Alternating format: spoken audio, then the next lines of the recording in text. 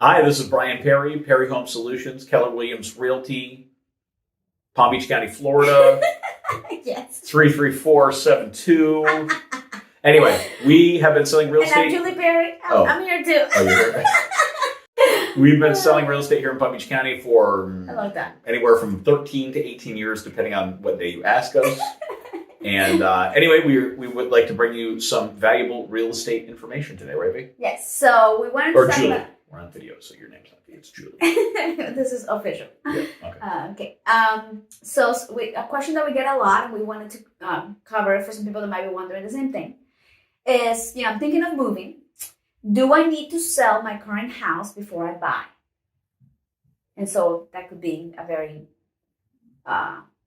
detailed answer, but we figure we can take it as. What do you want? You want detail? You want as light? deep as you want.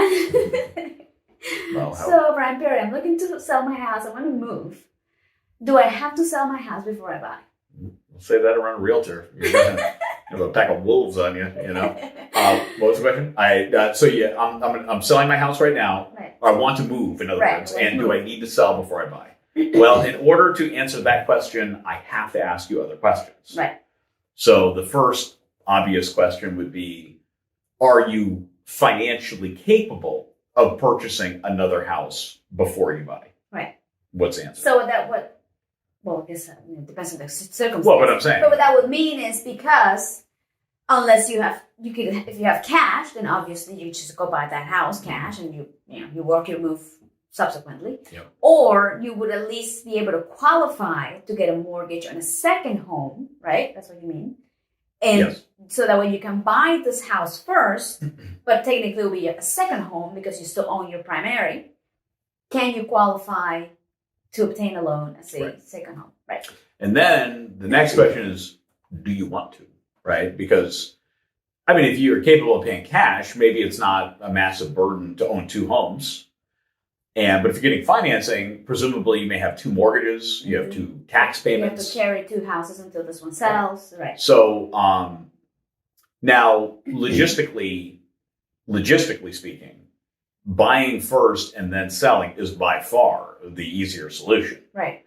Because you don't have to deal with showings, right? Right. Simultaneously selling a house and buying another house is can be a challenging proposition. It's a lot of moving parts. You're packing this house and taking this truck to the other house, unpacking like everything kind of in the same day, basically. Yeah. And living in the house when you're selling it, there's a lot of things to consider. So, yeah. So anyway, I can't remember where I was going. Logistically, it's better. Logistically, it's better. As long as you're financially capable. Right. It makes it. I don't remember where you went with all that, but it makes it easier to sell the house because one of the major prohibitive factors of selling a home, I hate to say it, don't take this the wrong way, but it's you. It's the person in the house. You are prohibitive. Nobody buying you, they're buying the house. So when you move and you take the stuff that's not valuable to selling the house with you, that is a pretty valuable component of selling. Right. Now, is it impossible? No. Do we do it all the time? Yes. Right. Logistically, though, it is better to buy. Now, financially, it is the more challenging version because as we said, you're taking the liability of two homes, two mortgages. Yeah. Right. Now, in this market, buying first is still even more valuable because where we're in a tight inventory environment and there's a lot of competition for homes, being able to purchase first makes secure that property first. Because simultaneously buying and selling becomes awful challenging if you can't secure the house to buy. And if you have to make offers contingent on your house selling, or if you wanted to do that, it was optional, it's not ideal. Right. It's not not you're ideal. Competing with other offers, and the more contingencies you have, potentially that could make it less appealing to that seller. Right? Exactly. Yeah. So that's pretty much the long and short of it. Should you sell? It's a personal question. If money's not an option, yeah, it's better. It's much better. Your life will be better. You'll like it. Right. It's much better on your life. If it's a financial challenge for you, well, that's other conversation, right? And many people do look to simultaneously buy and sell, which we help people do all the time, and we're very good at it. And we have a lot of little creative techniques to make it go a little smoother. But nothing makes it smoother than just buying first. I mean, that's the smoothest. Right. You know, handling one step at a time. Yeah. And the other thing that I always have a conversation with people about when we breach this topic is, real estate is fickle. There's a lot of things that can happen in real estate. We're really good at holding stuff together and making sure everything, flies right down the middle, but nobody can prevent things from happening. So sometimes they happen. And so there could be a delay. And so the first question I have for someone is, well, if there's a gap, if there's a layover time of a week or two between the closings that we can't avoid, do you have a place you can crash? Right. In other words, your house sells on time, but your purchase is delayed. Yeah.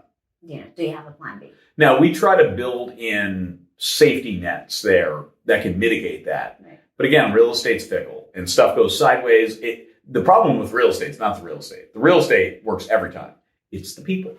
People change. People change their mind. Stuff happens. They lose their jobs. They die. They get married. They get divorced. They have kids. All these different things happen, and they mess up the plan. And so when the plan gets messed up, there's only so much you can do. Right. Anyway, so it's just something to think about when you're considering moving simultaneously. All your options. Yeah, keep them open. Very good. All right. If you're in that situation, we'll be happy to help you. Just reach out. Give us a call. Okay. Okay, and we also wanted to talk about our VIP program, remind everybody what that is. And if this is the first time you're watching us, my favorite topic, then we're going to tell you what it is. Yeah. So what is our VIP program, Brian? The VIP program is basically a program to say thank you to our community for the referrals that they send to us.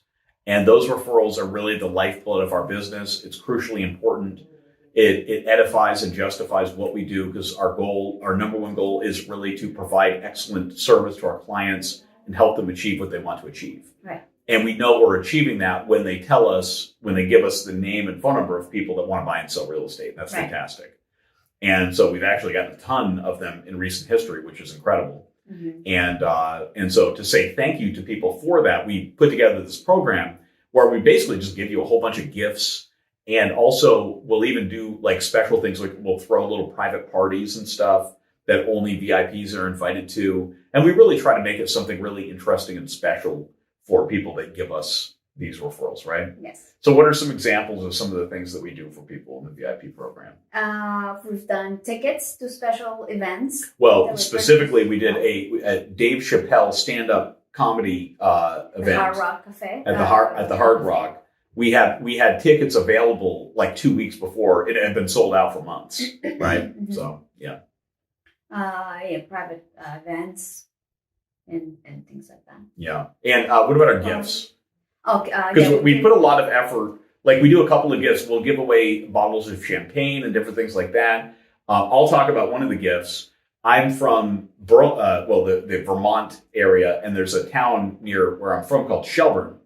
And they have this place that makes brownies. So one of the things we're kind of famous for is sending those brownies. And people may not understand what it is, but I guess if you watch this video, you'll know. Right. Because that's actually basically my hometown. Right. It's actually the town my parents grew up in.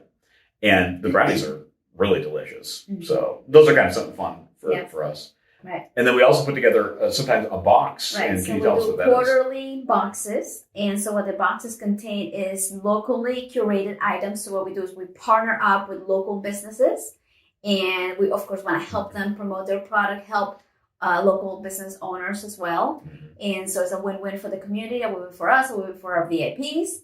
And so we just put their products in the box. That way you get to try their locally produced products. Yep. And it's something special. You never know what's going to be in the box. And something cool. It's a surprise. Now, and a couple of things that we put in the box, like we had Tennessee Bob's hot sauce, right? I interviewed him. If you look at our channel of vendor spotlights, you'll see him on there. The guy's a trip too. He's really funny. He's a fun guy. And his sauces are actually quite amazing. They're actually delicious. So we'll throw some of those. We bought a whole bunch of those from him. We'll throw some of those in there. Yep. We have this other guy from Soap Dudes. Yep. He's out of Delray Beach. Yep. He's actually a super smart guy, and he makes his own soap. And it's organic, handmade soaps. Right. Yep. And it's like, what is it? It's organic, and they they don't use certain chemicals, like things that are bad for your skin. It's like super healthy. They smell really good too, which is nice with the bottle. When you open it up, it smells good, right? So that's always nice to do. So stuff like that. People that you've seen on our vendor spotlights, we actually use their products, and all of them live here in Palm Beach County, and they operate their businesses out of here. Yep. I still want to get Harbor the vodka Palm Beach Distillery. Yeah, I want to get Palm Beach Distillery. I don't know how legal it is for me to throw bottles of vodka in there, but I really want those. You know, the problem with that is, it's a liquor, so the bottle is really big, and so it will basically. I don't think she makes smaller ones. Yeah. I don't think she makes small ones. Yeah, but we're trying to figure that out. And if you're watching this, hit me up because we want to talk about that. All right. Anyway, if you're a VIP and you want some really good vodka, we could make it work for you. Okay. And it's the only. I think it's the only woman female-owned distillery in Florida. In Florida, or something, or even maybe bigger than Florida, but Florida. Yeah. And it's really great vodka. I've drank a little bit of it, so I know. Yeah. Okay. Well, anyway, that's the summary. We're doing all kinds of other stuff. We have other stuff planned, but that's like when we do events, we'll have like special VIP stuff at the event as well, and so we have some of that coming up. But anyway, stay tuned. If you know anybody looking to buy or sell real estate, send them to us. We would love to have you in our VIP program. And anyway, thank you very much to everybody who is, and we look forward to interacting with you in the future. Bye. Bye.